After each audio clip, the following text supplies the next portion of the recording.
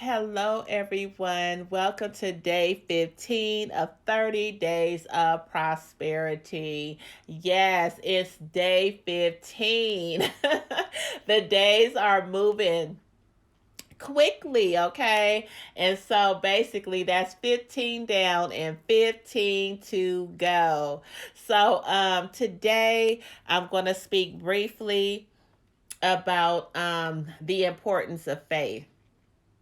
So, um, for the last couple of days, last few days, one day I spoke about how faith is supernatural. Okay. And then the last couple of days, I've been talking about the father of faith, a man named Abraham, who embarked on an incredible faith journey with God. I talked about how Abraham and his family, his ancestors, his father, his relatives, he himself, they were all like idol worshippers. They made little graven images, like carved statues of statues that they called gods. So these people were basically trying to figure out, like, okay, what God looked like, and then they began to carve these statues, and like, thinking this is what God looked like, but they didn't stop at one. They continued to make more statues, and began to participate in uh, false acts of worship with these false gods. These things were like called idols, and they began to give these little statues names, and like I said, worship them, and basically they opened really the door to a bunch of evil, like witchcraft and like sorcery, through the worship, the making and the worshiping of these idols. So one day God spoke to Abraham and said, he instructed him to leave his country, his relatives and his father's house, because God was wanting to separate Abraham, from these things, and so he could learn who the one true God is, and develop a relationship with the one true God. And through this relationship, that he, get to know God, and then he will learn the will and the ways of the one true God. So Abraham, God was basically calling Abraham out of this way of life that was really an abomination, to God. Okay, so Abraham adhered to God's request. He left, and like I said, from then he embarked on an amazing faith journey with God, and he gained, the title of the father of faith, because of the demonstration of his trust and confidence, in God. Okay, so and like I said, Abraham's faith journey is something that every believer can model, in their faith journey with God, So, so basically, my book is called, one of the books that I've written is called Faith Style, the Christian's Mantra for Victorious Living, because I've learned that, this is the way of life that God has set up for, his children to live. So we can see the truth of that statement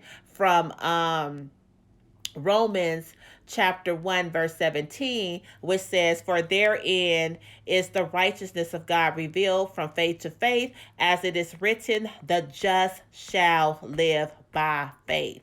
Okay, so out of all the things that God could have said the just could, should live by, out of all the things that God said they could have lived by, is he said is faith. Okay, and I believe God chose faith for a very important reason.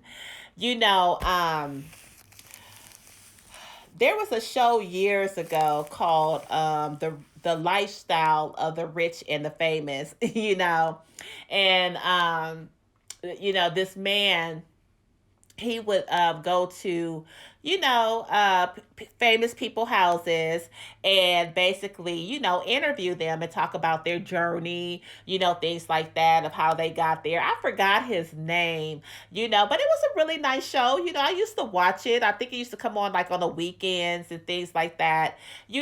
So as I got the idea for the book, I started thinking about that show. It was kind of like, I didn't mention the book, I didn't mention the show in the book, but I just started thinking about that show, and and how in that show there was no mention of God, from what I could remember, there was no mention of God, but at the same time, as I continue to contemplate the word lifestyle, basically, what was coming up in me is like a life, that we try to achieve without our, okay, a life that we try to achieve without God, without God factor in. And I'm not saying, I was young when this show came out, so like I said, I don't remember God's name being mentioned, but that doesn't say that some of the people on there, did not love God. I'm not saying that at all, but I'm just saying, when I was got the revelation for this book, that show came to me, and yeah, basically when I began to contemplate the word lifestyle, it just it came to me like in a worldly term, a life that people try to achieve on their own without factoring in God. It's just all on their own, them trying to make a way for themselves, them trying to do everything themselves, okay, without the mention or the factoring in of God, okay? So, and we know that's not how God ever meant for it to be, okay? We can see that in the book of Genesis, how I talked about the order of creation. God did not make mankind first and then provision, or he didn't make mankind first and say, okay, Adam and Eve, go roam the earth and go figure things out for yourselves. No, God created the provision first, and then he created Adam and Eve. He placed Adam, God planted a garden in the east of Eden, and he placed Adam inside that garden, and he's told Adam, of every tree you may freely eat except for the tree of the knowledge of good and evil, right? Okay, so this is Adam basically receiving, the provision and the things that made God made available for him, and then later Eve, right? So that's how God meant for things to happen. He wanted to be factored in. You know what I'm saying? He wanted to have a hand in providing for mankind, and also to have that relationship with mankind, but like I said, Adam and Eve wasn't never meant to just sit back, relax, and do nothing. They were supposed to build upon the things that God had placed into their hands. You know what I'm saying? They were supposed to what?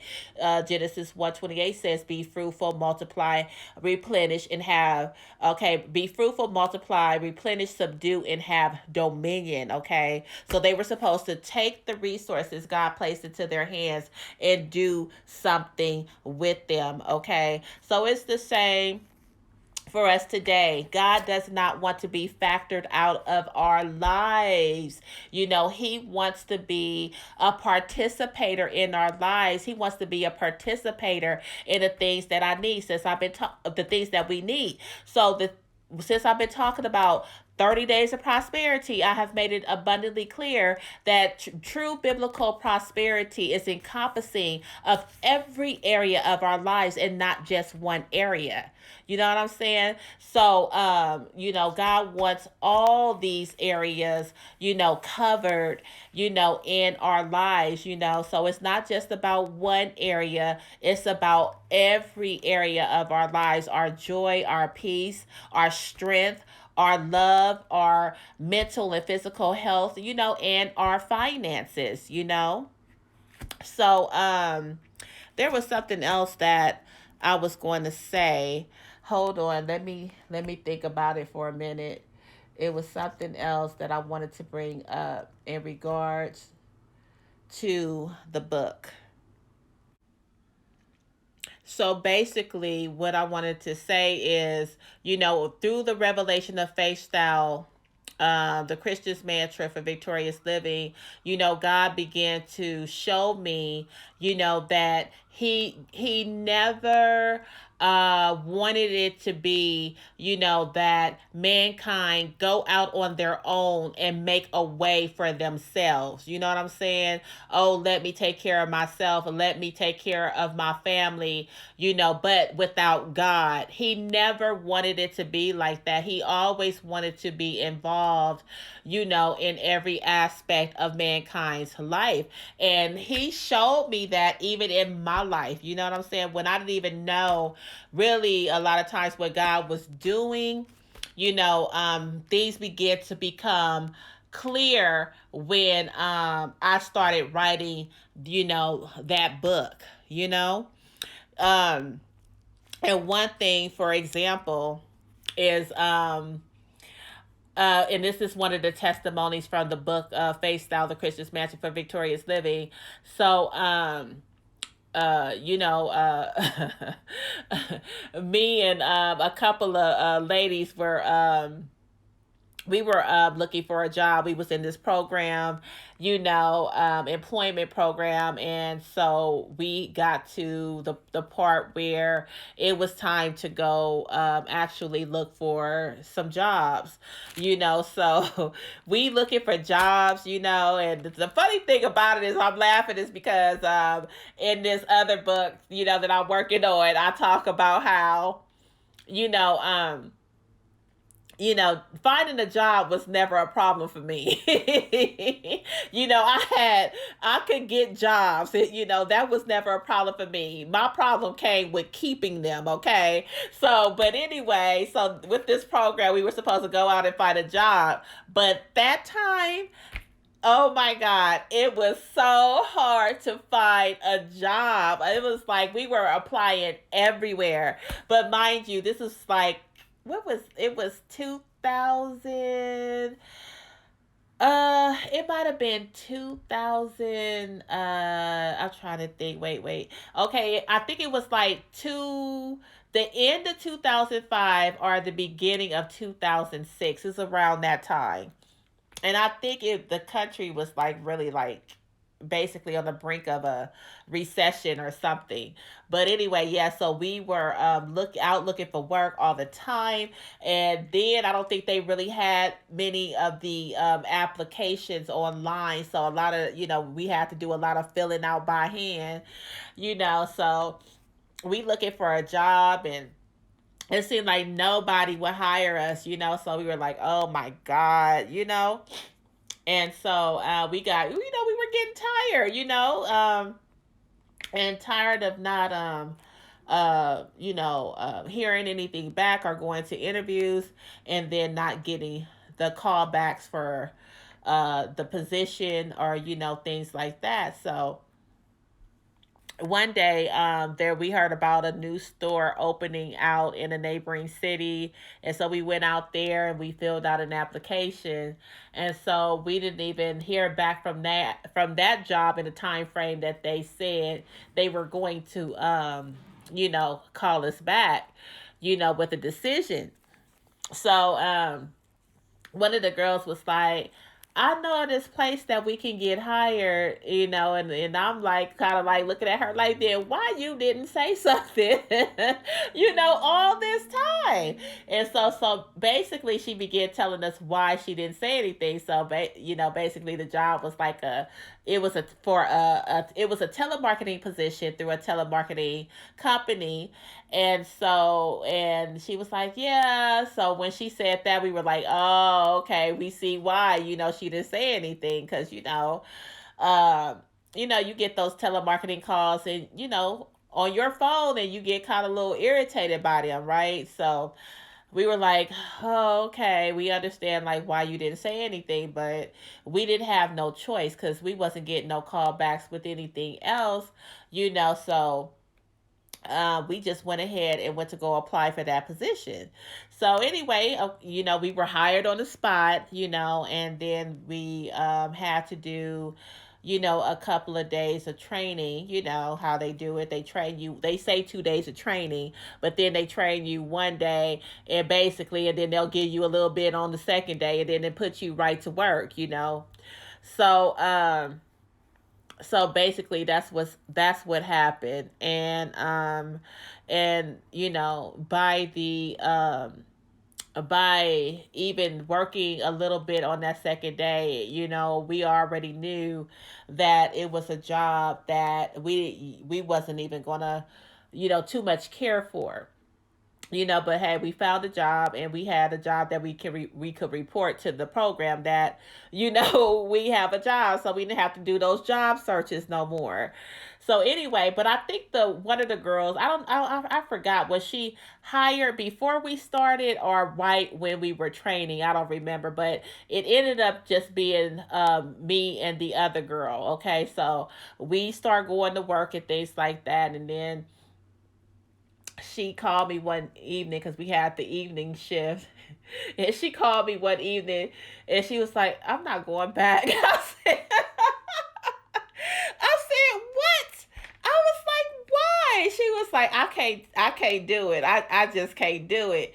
And I'm like, oh my God, like try my best to convince her to just stay with it until at least we could get something else. And she was like, and I tried my best to convince her, but she would not budge. She was just done. And I couldn't blame her because I hated, like every day I just started hating to or dreading to go to that job. So I was like, I understood, but it was like, how you dealing with something you hate, it's better to not be alone in it. At least you have somebody, with you that you guys can kind of like share in the experience, and then you could kind of like laugh about it later or whatever, because we was carpooling too. Sometimes she would drive, and then sometimes I would drive, so yeah. So but yeah, she was done. So I was like, oh my God, I have to go face this stuff by myself. But anyway, so yeah, I kept going.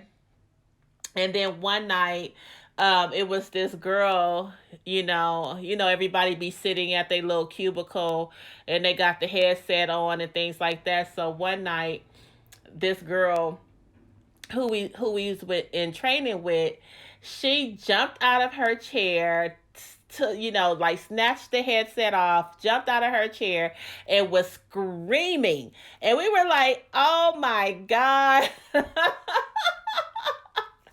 And she just took off for the exit door, and everybody looking around the room like, what the heck happened? So I'm sitting in the chair, and I'm looking at the door, and I'm like, oh God, what happened?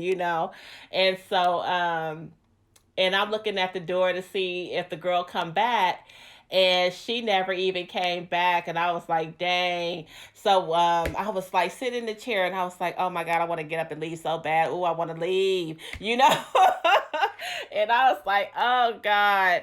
And then I was just like, I thought about all the times that I just like gave up and quit jobs, right? And so I said, oh, no, wait a minute. Hold on. Wait a minute. Wait. Okay, so wait. I think this is the way it happened. So I thought about leaving. I was contemplating getting up and walking out of that place. But then I said, okay, yeah. Okay, yeah, that's how it happened. So I thought about getting up and leaving, and then I thought about all the times that I had like quit jobs and just walked away, and I said, and I was like, dang, and so then I had just went ahead and pressed the button and dialed another, so the computer could dial another number. And so as I was, and I was like, oh my God, I hope nobody pick up this phone, you know. Because that was the thing, with the job. It's like, sometimes you got people who was nice, they was like, oh, okay, no, thank you, things like that. And so then you'll just hang up or whatever. You dial another number. And then sometimes you just got people who was like mad and angry. And then you couldn't really blame them, because they got people just calling their house, getting on their nerves. And then you had people who would just curse you out, just go off on you. And with those type of companies, they want you to be persistent, like, oh, even if they, mad or angry, just still try to talk to them so you could just kind of like basically get them to hear you. So yeah, so you'll get people who was mad and just would like curse you out, and so I guess that's what that girl had, what she encountered. She probably encountered somebody that said some horrible things to her, which caused her to jump out of the chair and run out the building, and never came back. So yeah, so yeah, the computer, I reached over, pressed the button for the computer to dial the number, was praying that nobody did not pick up that phone, that I had to talk to him. And so it was an answering service. And it was a lady, I was going to hang up, but then it was a lady whose voice sounded just like real calm and soothing. And then she was reciting John 3:16 on the answering service. And I just sat there, and when I heard her voice and I heard that scripture, peace just came over me, and so once it finished, I hung up the phone. And then I just looked up, and I said to God, I said, God, I'm not going to leave this place until you open another door for me. So there it was there. I contemplated leaving because I was like, I'm ready to go. I've had it, but I was like, and I thought about, I said, all the times that I just got up and just walked away from jobs. I said, I didn't want to do that no more. And look at that. Um, the next number, I reach over and I press the button for the computer to dial another number, and that it dialed it connected me to a woman. Like I said, her voice was calm and soothing. And then like I said, she recited John 3:16. And then when I finished listening to that answer service, I said, Lord, I promise. I said, I promise I will not leave this job until you open another door for me. So, keyword, okay, a couple of keywords. Until you open another door for me. And so back then, I really didn't understand it until I was writing that book. But that day, I put my life in God's hands. That day, I said, Lord, I'm leaving it up to you, basically, to direct my steps, for you to open another door for me. You know what I'm saying? So, like I said, God wants to be factored in, and guess what? Not too long after, it might have been the next day, couple of days later, the people that we went out to that neighboring city to apply for that job, we didn't hear back from, called me. The manager called me and asked me, did I want, to was I still interested in the position? I was like, yes, And so he gave me a date and time to come out there and fill out the paperwork, but and then yeah, just look how God worked this out. So I went out there, And I was kind of going through some personal things, a lot of stuff was going on in my life at that time. And so, well, I was actually, yeah, going through a breakup with my ex and things like that. So I was, I went out to the store on that day to fill out the application, and I mean, to fill out the employment paperwork, and so then I was like kind of thinking about the distance. I'm like, dang, I didn't think about it before, but I was like, dang, this is kind of a distance. And to come out here and have to work 8 hours and then drive back, and, if we get overtime or anything like that, I was like, I don't know, because I had kids, like my eldest daughter, she was old enough, to stay at home, with her sister and brother. They were all old enough, really, but at the same time, I wasn't really comfortable, with that, because, if anything happened, look, I'll be a distance away, and I, really didn't have, or know too many people, out, who could look in on them or whatever, so I was like, okay, and I started thinking about that. I was like, wait a minute, I don't think I really want to do this, I said, but I'm gonna have to just try to figure something out. I said, because, this is my ticket out of that telemarketing company. I was like, I'm gonna have to figure something out. But anyway, something just led me to go on the computer and continue to look for um, something that was closer to home. So lo and behold, sure enough, I came across this ad, and so in the ad looked familiar, So I talk about that in the book. I'm just make it shorter because yeah, I've been on here for a while. But anyway, yeah, I saw this ad that looked familiar. I've seen it before, and so I said okay. And they was hiring for a shelter aide position. So I wrote the number down and I called them, and they told me to fax over my resume and things like that. So I didn't really have that much job experience. So I was like, okay, let me ask my mom if she could help me with a resume. So my mom helped. She did the resume, and I faxed it over to the people. They called me for an interview. And so, yeah, I went to the interview, and it wasn't really like an interview at all. The lady was basically just telling me about what the position entailed and things like that. Then got a call and said I was hired. And so basically, God worked it out to where, it was a full time position. It was less than 10 minutes away from my home, which was a huge blessing, you know. Yeah, so it worked out, it worked out, and it was something that I was really, because that job in the neighboring city that was far from my house, that was like a retail position, like it was like like it wasn't Aldi, that store Aldi, but it was kind of like that, okay?